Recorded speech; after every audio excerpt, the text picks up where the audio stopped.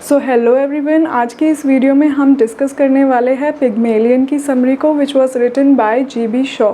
Summary के बाद हम डिस्कस करेंगे important themes and then important questions that has been asked in the previous year exams and last में discuss करेंगे important RTC passages को। So make sure you watch this video till the end because आखिर में आपके लिए है एक important message. Okay, so my name is Ekta Mukkal, आप देख रहे हैं literature by logic, our very own English literature channel. So let's start. So ये पिग्मेलियन प्ले को लिखा था जी.बी. शॉ ने 1912 के अंदर and it is a modern social comedy.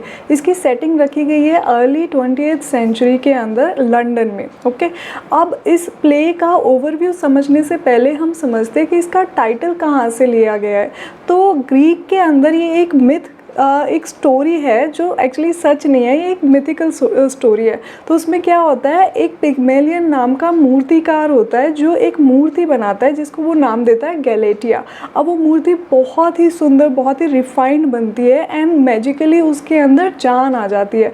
तो जो ये मूर्तिकार होता है पिग्मेलियन, उसे इस मूर्ति से प्यार हो जाता है जो अब एक औरत, असली औरत के जैसे बन के आ गई है उसके सामने। पर जो गैलेटिया होती है वो अपने क्रिएटर को रिजेक्ट कर देती है कि नहीं भाई, मैं इंडिपेंडेंट सोल हूँ, मुझे आपके अंडर नहीं रहना है।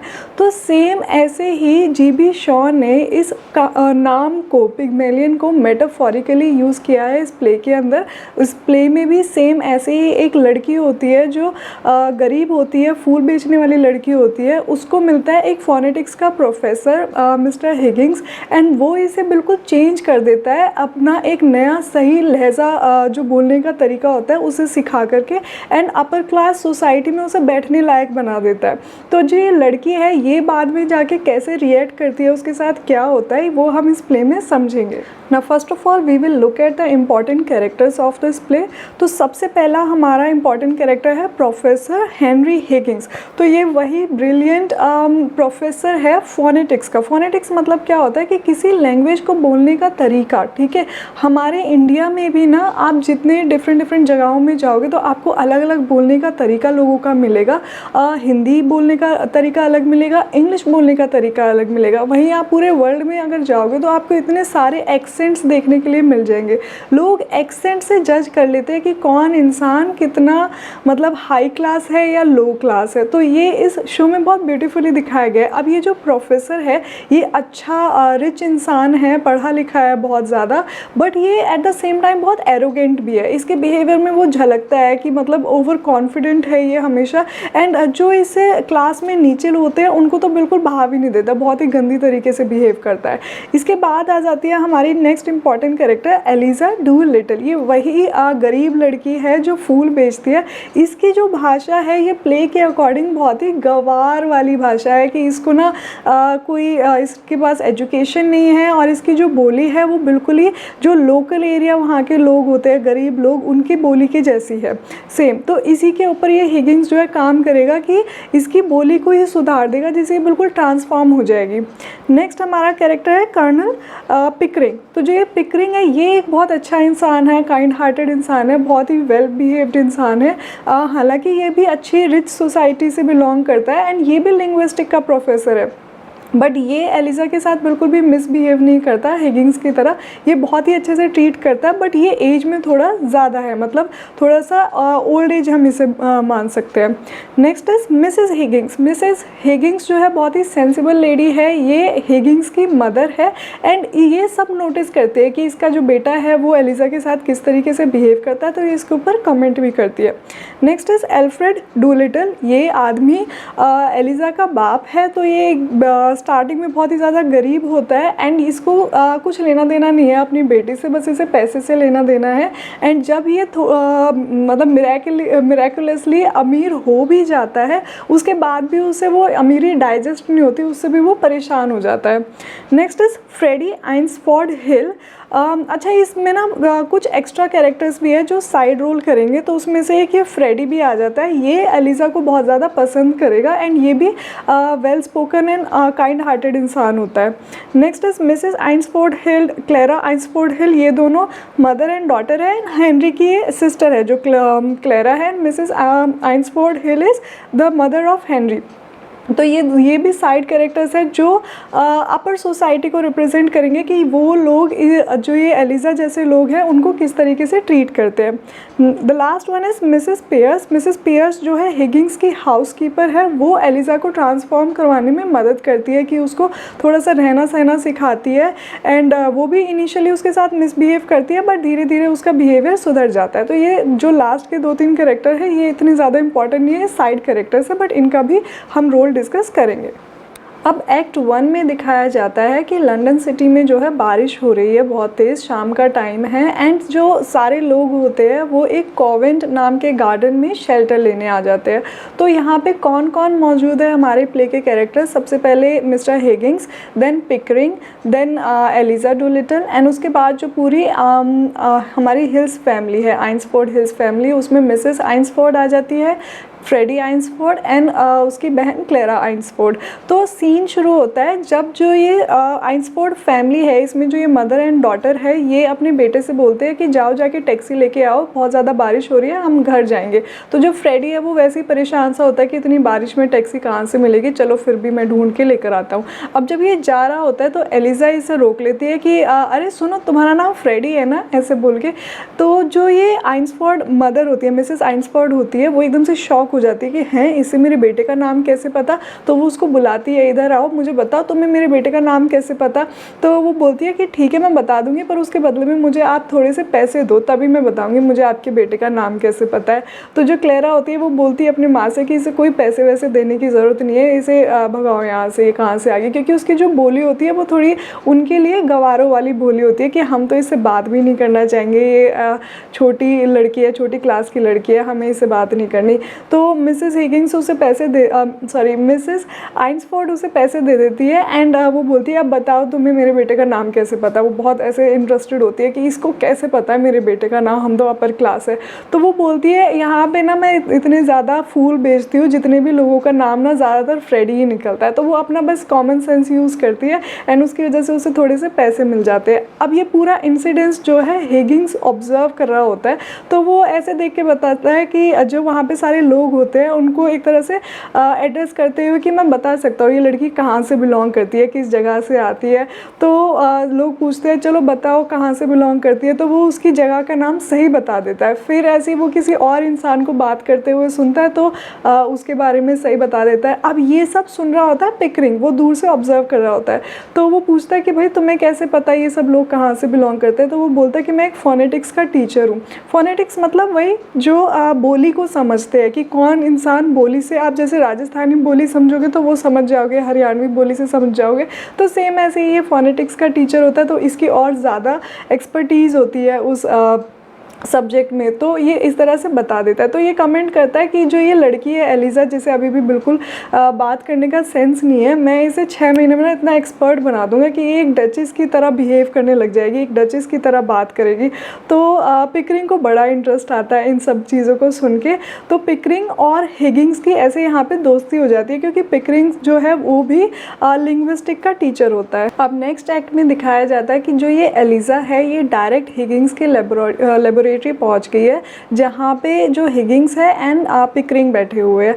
तो एलिज़ा उनसे बोलती है कि हिगिंस से बोलती है कि तुम जो है मुझे अच्छे से वही सिखाओ, बोलना सिखाओ, फोनेटिक्स की ट्रेनिंग दो, ताकि मेरी और अच्छी किसी फ्लावर शॉप में जॉब लग जाए। तो जो ये हिगिंस है ये से बड़े रूडली बिहेव करता है कि तुम्हारी औकात भी है, तुम मुझे अफोर्ड कर सकती हो, मैं इतना ज़्यादा बड़ा टीचर हूँ फोनेटिक्स का, तुम मुझे पैसे वैसे कुछ नहीं दे पाओगी। तो उसकी बेइज्जती सी कर देता है वो, लेकिन फिर भी वो उसके पीछे पड़ के उसे कन्विंस कर लेती है। एंड जो पिकरिंग है वो बोलता है, उसे चैलेंज देता है कि देखो 6 महीने में ना तुम इसे एकदम बहुत ही परफेक्टली डचेस की तरह बना दो, एंड ये अगर लोगों को ये जताने में कामयाब हो गई कि हाँ ये ना एक हाई सोसाइटी से बिलोंग करती है, हाई क्लास सोसाइटी से बिलोंग करती है, तो मैं तुम्हें इसके सारे पैसे दे दूंगा अगर तुम ये कर सकते हो। तो जो हिगिंस है वो शर्त को एक्सेप्ट कर लेता है कि चलो मुझे पैसे भी मिल जाएंगे और मैं अपना पॉइंट भी प्रूव कर दूंगा जो हमें उस दिन कह रहा था कि इसको मैं 6 महीने में एक डचेस की तरह बोलना सिखा दूंगा। तो जो एलिज़ा है वो ये सारी बातें सुनती है, अपने बारे में बेइज्जती भी महसूस करती है, पर वो इग्नोर करती है कि छोड़ो जाने दो, मेरा तो फ़ायदा ही हो रहा है, मुझे फ्री में सीखने को मिल जाएगा। एंड फिर जो मिसेस पियर्स होती है, हिगिंस उन्हें बोलता है कि आप जो है इसके कपड़े वपड़े चेंज करो, इसने फटे पुराने से कपड़े पहने हुए, सबसे पहले इसका हुलिया सुधारो। तो मिसेस पियर्स को वो बिल्कुल पसंद नहीं आती। हालांकि मिसेस पियर्स भी यहाँ पे काम करने वाली होती है, लेकिन क्योंकि वो मिस्टर हिगिंस के अंदर काम करती है तो वो भी एक अच्छे तरीके से रहती है, एक अच्छी सर्वेंट बन के रहती है। तो जो मिस्टर हिगिंस है वो मिसेस पियर्स को बोलता है कि देखो आप इसे अपनी बेटी समझ के सिखाओ, जो भी है कपड़े वपड़े पहनने का ढंग, रहने का ढंग सिखाओ, बाकी बोलने वाली चीज़ मेरे ऊपर छोड़ दो। तो हमें इसे 6 महीने में ट्रांसफॉर्म करना है। तो मिसेस पियर्स उसके लिए मान जाती है। अब नेक्स्ट एक्ट में इसी तरीके से काफ़ी टाइम बीत जाता है। तो जब वो बहुत रिग्रेस ट्रेनिंग कर लेती है तो जो मिस्टर हिगिंस है उसे अपनी मम्मी के पास लेके जाता है कि इसे ये लड़की है एलिज़ा, इसकी ऐसे ऐसे हमें टेस्ट लेना है आज की, क्या ये लोगों को ये दिखाने में कामयाब होगी कि ये हाई क्लास सोसाइटी से बिलोंग करती है। तो वो मान जाती है मिसेस हिगिंस की, ठीक है आज मेरे घर पे वैसे भी गेस्ट आ रहे हैं, देखते हैं कोई इसे पकड़ पाता है या नहीं। तो वो गेस्ट कौन होते हैं, वही आइंसफोर्ड हिल फैमिली, उसमें क्लेरा, फ्रेडी और उनकी मदर रहती है। तो वो लोग इसे एलिज़ा को एकदम स्टार्टिंग में पहचान नहीं पाते क्योंकि ये बहुत ही ऐसे अलग सी लग रही होती है। सेटअप तो इसका अलग होता ही है, लेकिन फिर भी इसकी जो टोन होती है वो हल्की सी अभी भी वही कॉकनी टोन होती है जो पहले वाली टोन होती है। तो इन लोगों को कुछ गड़बड़ लग रही होती है कि एक तो इन लोगों ने इसे शायद से पहले देखा है और इसकी जो बोली है वो भी बड़ी अजीब सी है, तो वो काफ़ी इसके ऊपर हंसते हैं। तो मिस्टर हिगिंस जो है अपनी मम्मी से रिव्यू मांगते हैं कि कैसा रहा है इसका जो ये था, इसका टेस्ट कैसा रहा। तो वो बोलती कि अभी भी इसमें इम्प्रूवमेंट की और ज़रूरत है। अब नेक्स्ट एक्ट में दिखाया जाता है कि ये हिगिंस और पिकरिंग इसको एक एम्बेसडर पार्टी में लेके जाते हैं, उसको और ज़्यादा इम्प्रूव करवाने के बाद। ठीक है, तो 6 महीने पूरे हो जाते हैं। फाइनली अब देखते हैं कि ये कितना ज़्यादा इस टेस्ट में पास होगी। तो जो एलिज़ा है वो बहुत ही अच्छे से बिहेव वहाँ पे करती है, इस बार कोई भी गलती का स्कोप नहीं छोड़ती। तो जो ये दोनों होते हैं हिगिंस एंड पिकरिंग, ये खुश हो जाते हैं कि हाँ हमने जैसा चाहा था वैसा हो गया। इसमें कोई ये नहीं कह सकता कि अब ये वो लो सोसाइटी, लो क्लास वाली लड़की है, अब इसे बिल्कुल सब high standard, high class society की मान रहे हैं। तो ये लोग घर पे आ जाते हैं तो सेलिब्रेट करते हैं कि हाँ ये सक्सेसफुल रहा उसका चैलेंज। बट जो ये एलिज़ा होती है इसे बड़ा बुरा लगता है कि यार ये लोग तो बस अपने अपने में इनको पड़ी है, मेरे से कुछ नहीं पड़ी, एंड मैंने इतनी मेहनत करी है, सब मेरा ही तो है। तो जो ये एलिज़ा होती है ये हिगिंस के पास जाती है कन्फ्रंट करने उसे कि भाई तुम तो अपना अपना देख रहे हो, अब मेरा क्या होगा, मैं तो कहीं की नहीं रही, ना ही मैं वहाँ जहाँ से आई थी वहाँ की अब मैं पूरी तरह से रही, और ना ही तुम्हारी हाई स्टैंडर्ड सोसाइटी में मैं पूरी तरह से फिट हूँ। अपार्ट फ्रॉम कि मैं सिर्फ बोलना जानती हूँ, मेरी अपीयरेंस वैसी है, लेकिन मेरा एज सच और कुछ नहीं है। तो जो हिगिंस बोलता है अब इसमें मैं क्या करूँ, मेरा काम तो तुम्हें सिखाना था, तुम जाओ यहाँ से। तो इन दोनों में बहसबाजी हो जाती है बहुत ज़्यादा, एंड गुस्से में आके जो ये एलिज़ा होती है अपनी चप्पल उतार के उसके मुँह पे फेंक के मारते हैं कि तुम बहुत बदतमीज़ इंसान हो, तुम्हें बिल्कुल मैनर्स नहीं है। तो उसी की चाल उस पर उल्टी खेल देती है कि भाई तुम में ही अकल नहीं है, तुम ही बेकार इंसान हो, तुम घटिया इंसान हो, एकदम उसे बहुत गुस्से में बहुत कुछ सुनाती है। लास्ट एक्ट में दिखाया जाता है कि जो ये हिगिंस है इसे अपने घर में एलिज़ा नहीं दिखती, तो ये पिकरिंग को बताता है कि भैया एलिज़ा नहीं दिख रही है, कहीं वो भाग तो नहीं गई। तो वो परेशान होकर अपनी मम्मी के पास जाता है, मिसेस हिगिंस से पूछता है कि एलिज़ा मिल नहीं रही है, बड़ी दिक्कत की बात हो गई है। तो उसकी मम्मी बोलती है कि चिंता मत करो, एलिज़ा यहीं है, वो मेरे पास ही है। तो ये लोग बोलते हैं वो यहाँ क्या कर रही है। फिर एलिज़ा से मिलता है मिस्टर हिगिंस एंड वो बोलता है कि तुम यहाँ क्या कर रही हो, चलो वापस चलो। तो जो एलिज़ा होती है वो अपनी पुरानी जो उसकी एक दिन पहले लड़ाई होती है उसको देख के, उसको सोच के काफ़ी डिस्टर्ब्ड हो रहती है कि भाई मुझे तुम्हारे पास नहीं रहना, मैं इंडिपेंडेंट हूँ, मैं अपना काम खुद ढूंढ लूँगी, मैं अपने हिसाब से रहूँगी, तुम्हारे साथ नहीं रहना, तुम बदतमीज़ इंसान हो, तुम मुझे बहुत नीचा दिखाते हो छोटी छोटी बातों पर। तो जो हिगिंस होता है वो बोलता है कि मैं सबके साथ ही ऐसा हूँ, मैं सबके साथ ही रूड हूँ, ऐसा थोड़ी है कि सिर्फ तुम्हारे साथ हूँ, मैं तो सबके साथ सेम बिहेव करता हूँ। तो वो एलिज़ा बोलती है नहीं, मुझे नहीं चाहिए कि कोई मेरे साथ ज़बरदस्ती इस तरीके से बिहेव करे, मैं इंडिपेंडेंट हूँ, मैं यहाँ से चली जाऊँगी एंड मैं अपना काम खुद ढूंढ लूँगी। तो जो कर्नल पिकरिंग है वो अच्छा काइंड हार्टेड इंसान होता है, वो उससे बहुत प्यार से बात करता है, पर फिर भी एलिज़ा डिसाइड कर लेती कि वो वहाँ से जाएगी। अब इन सब के बीच जो एलिज़ा का पापा होता है एल्फ्रेड डूलिटल, वो भी वहाँ पे आ जाता है एंड उसको कहीं से तो मिरेकुलसली किसी अमेरिकन मिलियनेयर की जो प्रॉपर्टी उसे मिल जाती है, कैसे भी करके इनहेरिट वो कर लेता है। पर वो फिर भी परेशान रहता है कि यार मैं इस प्रॉपर्टी का करूँ क्या, जब तक प्रॉपर्टी थी नहीं मैं फ्री घूमता था, अभी इतने पैसे आ गए मेरे पास तो जो मैंने जिनसे उधार ले रखा था वो सारे के सारे मेरे सर पे चढ़ गए कि पैसे दो और मुझे भी अब ये स्टैंडर्ड मेंटेन करना है अमीरों वाला, तो मुझे ये सब पसंद नहीं है। तो उसका एक फ़न एलिमेंट यहाँ पे एक्स्ट्रा ऐड किया हुआ है। लास्ट में जो ये हिगिंस और एलिज़ा की कन्वर्सेशन दिखाते हैं, जिसमें जो एलिज़ा है वो बोलती है कि मुझे जो है ना फ्रेडी से शादी कर लेनी चाहिए, वो मुझे पसंद करता है, अच्छा इंसान है एंड मुझे खुश रखेगा, बहुत काइंडली वो बात करता है, तुम्हारी तरह बदतमीज़ नहीं है, मेरी रिस्पेक्ट करता था जब मैं गरीब थी तब भी और अब भी जब मैं अच्छे से ट्रांसफॉर्म हो गई हूँ और ज़्यादा मुझ में सहूलियत आ गई है तो मैं अब भी उसे पसंद हूँ वैसे की वैसी। पर हिगिंस बोलता है नहीं, अरे वो तो लोफर इंसान है, मैंने तुम पर इतनी मेहनत करी है, तुम कहाँ हिगिंस के पास जा रही हो, तुम्हें तो और पैसे वाला इंसान मिल जाएगा, तुम रुक जाओ थोड़े टाइम। तो भी फिर वो उसकी सोच देखती है कि अभी भी इसे सिर्फ पैसे की पड़ी है, क्लास सोसाइटी इसकी पड़ी है, बट मेरी फीलिंग्स ही कुछ नहीं पड़ी कि भाई मुझे वो इंसान चाहिए जो तमीज़ से बात करना जानता हो, जो मेरी फीलिंग्स को हर्ट ना करे। तो ये जो एलिज़ा होती है ये फाइनली वहाँ से ऐसे बोल के चली जाती है कि मैं हेनरी से ही शादी करूँगी, मैं इसे फ्रेडी से ही शादी करूँगी, देख लेना तुम। तो जो ये हेनरी हिगिंस होता है ये सोचता है ये कहीं नहीं जाएगी, ये वापस यहीं लौट के आएगी मेरे पास, क्योंकि इसका और कोई ठिकाना है नहीं, ये इतने टाइम से मेरे साथ ही रह रही थी, तो एकदम से कोई इसे इतने आसानी से मिलने वाला है नहीं। इसी नोट पर ये प्ले जो है ख़त्म हो जाता है। अब इस प्ले की थीम्स की बात करें तो सबसे ज़्यादा इम्पॉर्टेंट इस प्ले के अंदर हमें दिखाई जाती है कि क्लास, ठीक है, किस तरीके से एक तरफ लो क्लास होती है, एक तरफ हाई क्लास होती है एंड उसमें लोग कितना भेदभाव करते हैं, लो क्लास वालों को बिल्कुल तवज्जो नहीं देते, उन्हें कुछ भी नहीं समझते, ठीक है। एंड सोशल मोबिलिटी का मतलब क्या होता है यहाँ पे कि एक जो इंसान जो थोड़ा लो क्लास से बिलोंग कर रहा था वो एकदम से उठ के हाई क्लास में पहुँच जाता है, उसमें इतना बड़ा ट्रांसफॉर्मेशन आ जाता है, तो उसके बाद उसके साथ लोग कैसे बिहेव करते हैं उसका एक चेंज दिखाते हैं। आइडेंटिटी यहाँ पे दिखाते हैं कि एलिज़ा की आइडेंटिटी किस तरीके से शिफ्ट हो जाती है कम्प्लीटली। जब वो फ्लावर गर्ल थी, जब वो कॉकनी स्टाइल में बात करती थी तो उसकी आइडेंटिटी लोग उसको कैसे परसीव करते थे, एंड जब वो ट्रांसफॉर्म होके सिर्फ और सिर्फ उसकी बोली में चेंज आ जाता है, उसके अपीयरेंस में चेंज आ जाता है, तो फिर लोग उसके साथ कैसे बिहेव करते हैं, तो वो खुद अपने सामने अपनी आइडेंटिटी चेंज होते हुए देखती है।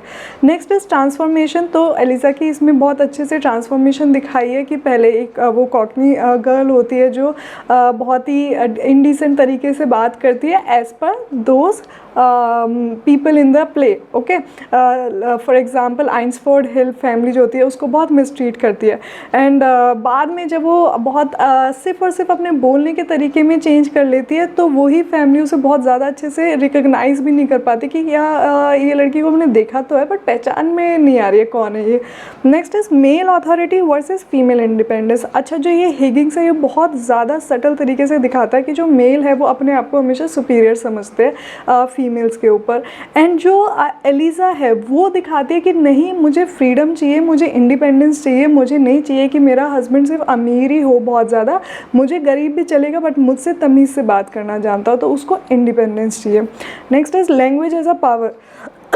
इस प्ले में बहुत ही अच्छे से दिखाया है कि भाई अगर आप सिर्फ बहुत सोफिस्टिकेटेड तरीके से किसी से बात करना जानते हो ना तो आपकी पूरी की पूरी इमेज उन लोगों के लिए चेंज हो जाती है। तो ये आज के टाइम पे भी हमारी सोसाइटी में 100% अप्लाई होता है कि अगर आप किसी से थोड़ा सा बहुत रिफाइंड इंग्लिश में बात कर लो तो वो एकदम से आपकी तरफ ना ऐसे खींचे चले आएंगे कि अरे ये तो कितना पढ़ा लिखा इंसान है, फिर चाहे सिर्फ और सिर्फ उसे इंग्लिश आती हो और कुछ किसी सब्जेक्ट में, स्पिरिचुअलिटी में, फिलॉसफी में उसको कोई नॉलेज ना हो, बट अगर आपको सिर्फ इंग्लिश बोलनी भी आती है तो भी लोग आपसे इम्प्रेस हो जाते हैं। Next is hopes and dreams. ये एक और इम्पॉर्टेंट पॉइंट है जो सिर्फ एलिज़ा का पर्सपेक्टिव दिखाता है कि वो अपने आप से इतना प्यार करती थी कि अपने आप को इम्प्रूव करना चाहती है और ख़ुद ही और ज़्यादा बेटर अपनी लाइफ में आगे बढ़ना चाहती है। उसके डैड का उसे कोई सपोर्ट नहीं था, उसके डैड थे बट उसके लिए वो खुद ही अपनी जो राह थी खुद बना रही थी, खुद मेहनत कर रही थी। उसकी कितनी बेइज्जती ये हिगिंस मार रहा था पर फिर भी उसे फ़र्क नहीं पड़ रहा था कि मुझे अपने आप को इम्प्रूव करना है। ये जो बातें हैं ना, एक कान से सुनूंगी दूँगी, दूसरे से निकाल दूँगी, पर मैं खुद के ड्रीम्स को क्रश्ड नहीं होने दूँगी, हमेशा कुछ ना कुछ आगे और ज़्यादा बेटर ही करूँगी। Now we will discuss the important questions related to this play. तो हमारा सबसे पहला क्वेश्चन है, discuss Pygmalion as a play that denounces social snobbery and class distinctions. तो इस क्वेश्चन का मतलब है, डिनाउंस मतलब होता है किसी चीज़ को खारिज करना, उसे गलत बोलना, ठीक है। सोशल स्नोबरी होती है जब हमारी सोसाइटी में कुछ लोगों के अंदर ये फीलिंग आ जाती है कि हम लोग इनसे सुपीरियर है, जो लोग हमारी तरह बात करना नहीं जानते, हमारी तरह रहना नहीं जानते, हम लोग सिर्फ इस वजह से उनसे सुपीरियर है, या फिर हमारे पास पैसे ज़्यादा है, या फिर हमारी कास्ट अलग है। तो डिफरेंट रीजंस हो सकते हैं किसी भी इंसान के दिमाग में ये फीलिंग आने के लिए कि भाई मैं इस इंसान से सिर्फ इस वजह से सुपीरियर हूँ, उसका बिहेवियर या कैरेक्टर से रिलेटेड बिल्कुल भी उसके दिमाग में थॉट नहीं आती। तो यहाँ पे सोशल स्नोबरी को वो खारिज करता है ये play. And next is class distinction की, ऑब्वियसली क्लास के बेसिस पे जो डिस्क्रिमिनेशन होता है ना, उसके वजह से जो लोगों के दिमाग में थॉट्स आते हैं कि भाई ये इंसान मेरे से इसलिए नीचा है क्योंकि ये लो क्लास से बिलोंग करता है, ये एक ऐसी जगह से बिलोंग करता है जो मेरे स्टैंडर्ड से बिल्कुल भी मेल नहीं खाती। तो इसमें सबसे पहला पॉइंट आ जाएगा, language determines class status not birth और कैरेक्टर। मतलब लैंग्वेज के हिसाब से आपका जो है स्टेटस डिसाइड हो जाएगा, आपका क्या कैरेक्टर है, आप किस तरह की पर्सनैलिटी हो, उससे कुछ डिफाइन नहीं होता, आपके बर्थ से कुछ डिफाइन नहीं होता। Next is upper class hypocrisy. अच्छा, इसमें सबसे अच्छा जो एग्जाम्पल आप लिख सकते हो आइंसफोर्ड हिल्स का, जो उस लड़की को जब पहले देखते हैं कि वो एक फ्लावर बेचने वाली लड़की है, गरीब है, कॉकनी स्टाइल में बात करती है, तो वो उसे बहुत ही मिसट्रीट करते हैं, बेकार तरीके से बात करते हैं। लेकिन जैसे ही वो उसे मिसेस हिगिंस के घर पे देखते हैं कि इतने अच्छे से वो तमीज़दार और तैयार होकर बैठी हुई है, अब उनके स्टाइल में बात कर रही है, तो वो उसका बिहेवियर उसके टूवर्ड्स बिल्कुल उनका चेंज हो जाता है। Next is Eliza's transformation proves class identity is artificial. तो वो ये भी दिखाती है कि जो ये क्लास है ना, ये एक्चुअली आर्टिफिशियल है। क्यों? क्योंकि जब आपके कपड़े बदल गए, आपकी बोली बदल गई, तो आप अपर क्लास हो गए। जब आपके कपड़े थोड़े बेढंगे हैं या फिर बोली आपकी कॉकनी स्टाइल की है, तो आप बिल्कुल लो क्लास हो गए। तो ये आर्टिफिशियल कॉन्सेप्ट है जो लोगों के लिए एकदम चेंज हो जाता है जैसे ही हम अपने आप को और ज़्यादा सोफिस्टिकेटेड बना लेते हैं। Next is Alfred Doolittle's rise satirizes middle class morality.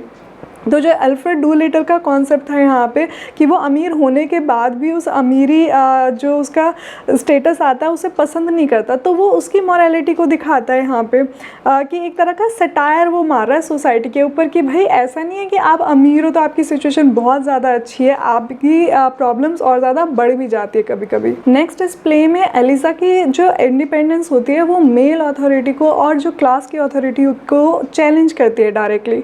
Next इस play advocates equality, dignity and individual worth. Eliza के जो रोल है उसके हिसाब से ये इंडिपेंडेंस को ज़्यादा वैल्यू देता है, एक इंडिविजुअल आइडेंटिटी को ज़्यादा वैल्यू देता है इंस्टेड ऑफ कि क्लास या फिर एक हाई स्टैंडर्ड मेंटेन करने को ज़्यादा worth. So our next question is what are the social implications of the different modes of English speech, answer with reference to Shaw's Pygmalion.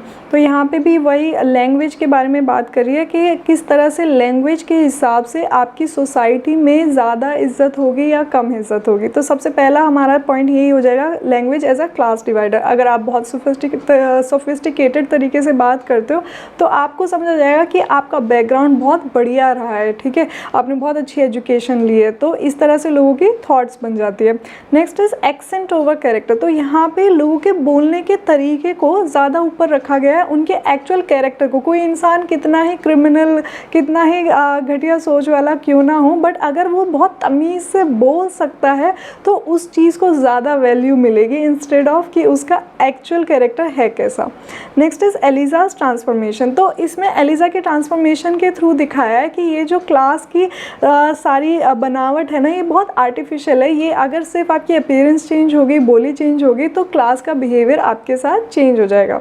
Next is Higgins experiment. तो ये जो Elijah का बोली change करने का पूरा ट्रांसफॉर्मेशन है वो स्टेप बाय स्टेप दिखाया जाता है। जब वो आधी अधूरी ट्रांसफॉर्म हुई होती है तो भी लोगों के दिमाग में थोड़ा सा डाउट जाता है। जब पूरी ट्रांसफॉर्म हो जाती है तो फिर लोग उसे बहुत ही ज़्यादा वाह वाह करके उसके साथ बिहेव करते हैं।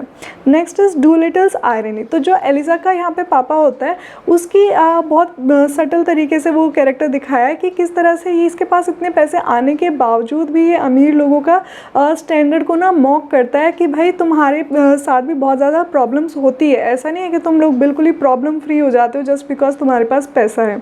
Next is critic of class hypocrisy.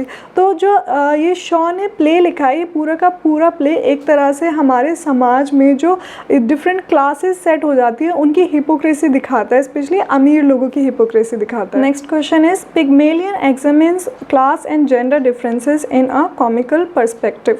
तो ये सारे जो मैंने पिछले 2 क्वेश्चंस में पॉइंट्स डिस्कस करे वो सारे के सारे आप इंक्लूड कर सकते हो। एलिजा का ट्रांसफॉर्मेशन, क्लास के बीच में जो डिवीजन रहता है वो सब कुछ, एंड ये सारा जो है कॉमिकल वे में दिखाया जाता है, ऐसे कोई सीरियस टोन में ये सब कुछ नहीं दिखाया जाता।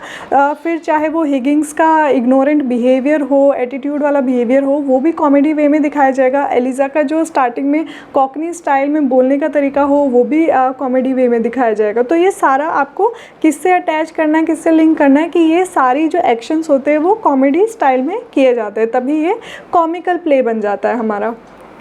Next question is Pygmalion hinges on the contrast of characters critically comment. इस क्वेश्चन में बेसिकली ये पूछा गया है कि पिग्मेलियन प्ले के अंदर किस तरीके से अलग अलग कैरेक्टर्स एक साथ एग्जिस्ट करते हैं एंड उनकी क्या सिग्निफिकेंस है। तो सबसे पहले जो हमारे 2 डिफरेंट कैरेक्टर्स आ जाते हैं, हिगिंस एंड पिकरिंग। देखो हिगिंस एंड पिकरिंग दोनों सेम स्टैंडर्ड के होते हैं, दोनों को सेम तरह की नॉलेज होती है, बट उनके बिहेवियर में बहुत ज़्यादा डिफरेंस देखने को मिलता है। एक तरफ हिगिंस होता है जो बहुत एरोगेंट होता है, उसमें बहुत एटीट्यूड होता है, दूसरी तरफ पिकरिंग होता है जो बहुत ही well educated, well behaved and बहुत काइंड हार्टेड इंसान होता है। वो चाहे कोई गरीब भी हो पर उससे भी बहुत अच्छे से बिहेव करता है। नेक्स्ट हमारे पास एलिजा का रोल आ जाता है, जो पहले उसे गरीब दिखाया जाता है तो उसको कितनी ज़्यादा ललक होती है कि मैं अमीरों की तरह बात करूँ, मेरा एक स्टैंडर्ड राइज हो जाए, एंड जब वो अमीर बन जाती है तो भी वो परेशान होती है कि अब मैं इस जो नया मेरा रूप आ गया है इसका मैं करूँ क्या, मैं इससे भी दुखी हूँ। फिर हमारे पास आ जाता है Alfred Dolittle and middle class. ठीक है, तो एल्फ्रेड होता है वो ज़्यादा विटी, ज़्यादा हम कह सकते हैं प्रैक्टिकल होता है अपने पॉइंट ऑफ व्यू में, एंड जो मिडिल क्लास होती है उन्हें लगता है कि सिर्फ पैसा ही सब कुछ है, पैसा मिल गया तो आपकी ज़िंदगी सक्सेसफुल है। बट जो एल्फ्रेड है वो उनके इस नोशन को ब्रेक करता है कि पैसा आने के बाद भी आपके साथ प्रॉब्लम्स रह सकती है। Next is Higgins versus Eliza. एक तरफ हिगिंस दिखाता है जो अपर सोसाइटी है, एरोगेंट है वो, कि इसके बिहेवियर के थ्रू हमें दिखाया जाता है कि जो अपर सोसाइटी है वो लो सोसाइटी के लोगों के बारे में सोचती कैसे। तो यहाँ पे क्लास का डिफरेंस दिखाया जाता है हमारे सामने 2 कैरेक्टर्स के थ्रू।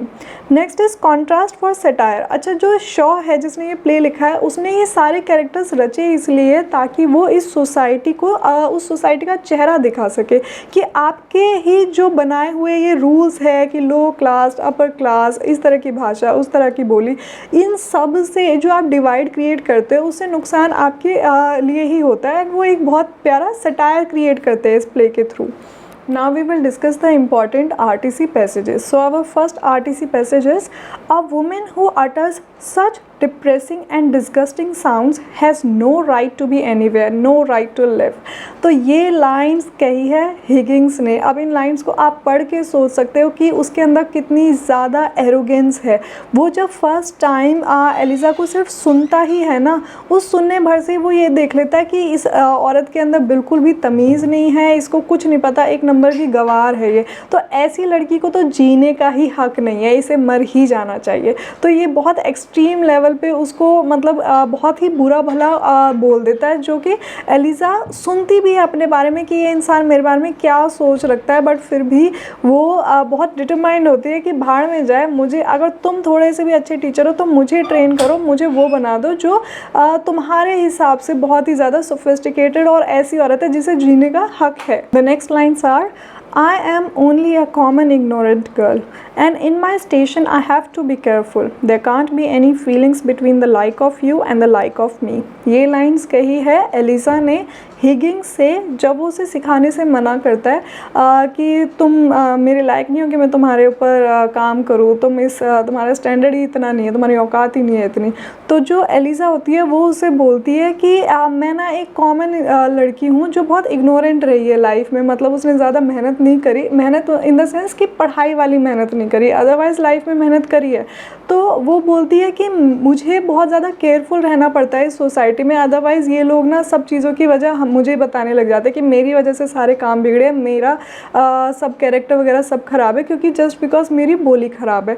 एंड मेरे जैसा इंसान कभी भी तुम्हें वैसे पसंद नहीं करेगा गलत नज़रिए से, या फिर तुम जैसा इंसान मेरे उसमें नहीं आओगे, मेरे इंटरेस्ट नहीं बनोगे। तो वो एक तरह से एक लाइन क्रिएट कर देती है कि तुम्हें टेंशन लेने की ज़रूरत नहीं है, तुम्हारा काम है सिर्फ सिखाना और मेरा काम है सीखना, फिर चाहे मैं किसी भी बैकग्राउंड से बिलोंग करती हूँ, that should not be any matter to you. Sentence is Galatea never does quite like Pygmalion. His relation to her is too good like to be altogether agreeable. ये लाइन्स प्ले के starting में आती है, जो मैंने आपको story बताई थी कि ये पिग्मेलियन वर्ड कहाँ से लिया गया है, जो हमारी वो ग्रीक मिथिकल स्टोरी थी जिसमें पिग्मेलियन एक स्कल्प्टर होता है, एक मूर्तिकार होता है, वो मूर्ति बनाता है गैलेटिया नाम की, एंड फिर उसमें जान आ जाती है। तो जो जैसे उसमें जान आती है इस पिग्मेलियन को उससे प्यार हो जाता है। तो यहाँ पे बताते हैं कि जो गैलेटिया है उससे कभी पिग्मेलियन से प्यार नहीं हुआ, वो कभी अपने क्रिएटर से प्यार नहीं करती, वो कहती कि मुझे इंडिपेंडेंट रहता है, हमारा जो ये रिलेशन है कि तुमने मुझे बनाया है, तुम मेरे क्रिएटर हो, ये ऐसे ही ब्यूटीफुल है, तुम्हें मेरे साथ और किसी भी तरह के अट्रैक्शन होने की ज़रूरत नहीं है, ठीक है तुम मेरे क्रिएटर हो, बहुत अच्छी बात है, बट मैं एक सेल्फ इंडिपेंडेंट इंसान हूँ, मैं अपनी ज़िंदगी अलग जीऊँगी। The next lines are But you have no idea how frightfully interesting it is to take a human being and change her into a quite different human being by creating a new approach for her. It's filling up the deepest gulf that separates class from class and soul from soul bed. To listen to him talking or reading to me, I had to fight back my tears. तो इन lines में जो starting की आधी lines है वो बोल रहा है हिगिंस की, ये ना बहुत ही ज़्यादा ऐसे गज़ब का इंटरेस्टिंग चीज़ हो जाएगी कि किसी इंसान को सड़क के से उठा के मैं एकदम स्टार बना दूंगा। ओके, तो स्टार के सेंस में कि उसे बहुत सोफिस्टिकेटेड इंसान बना दूंगा कि वो सोसाइटी में, हाई क्लास सोसाइटी में हमारे स्टैंडर्ड की हो जाएगी, और कुछ नहीं करना, उसे पैसे वैसे कुछ नहीं देने, सिर्फ उसकी बोली चेंज करनी है, उसकी अपीयरेंस थोड़ी सी चेंज करनी है। तो ये बहुत ही एक्साइटेड होता है, उसको एक तरह से एक्सपेरिमेंट की तरह लेता है, एक टूल की तरह लेता है, उसे इंसान नहीं समझता। एंड ये सारी बात क्योंकि एलिज़ा सुन रही होती है तो उसे बहुत बुरा लगता है, तो एलिज़ा बड़ा उसको हार्ट ब्रेक हो जाता है कि यार ये इंसान कैसा है, मेरे बारे में इस तरह से सोचता है। तो उसको मतलब ऐसा लगता है कि इंसान का इंसान से कोई सोलफुल कनेक्शन नहीं है, ठीक है, वो एक दूसरे से बहुत अलग है क्योंकि जस्ट बिकॉज उनकी क्लास अलग है तो उनमें कभी कोई कनेक्शन नहीं हो सकता। तो उसका वो बड़ी मुश्किल से कंट्रोल करती है अपने टीयर्स को, ये सारे उसके हिगिंस के वर्ड सुनने के बाद कि भाई ये तो मुझे सिर्फ एक एक्सपेरिमेंट समझ रहा है, इंसान नहीं समझ रहा। So now we have reached the end of this video and I know कि अभी भी हमारे कुछ इंपॉर्टेंट RTC पैसेजेस बच गए हैं, so don't worry, we are going to cover them for sure. मैंने जैसे आपको पुरानी वीडियोज़ में भी बताया कि we are going to have one live class just 1 day before your exam. Okay, तो आप प्लीज़ उस लाइव क्लास को ज़रूर ज्वाइन करना, आपको उसके अपडेट्स जल्दी ही मिल जाएगी। ओके, एंड अगर अभी तक आपने ये वीडियो लास्ट तक देखी है and if you have liked it, you have gained something valuable from this video, then please give me a thumbs up and subscribe to this channel. Okay, मिलते हैं हमारी नेक्स्ट वीडियो में, तब तक के लिए टेक केयर, बाय बाय।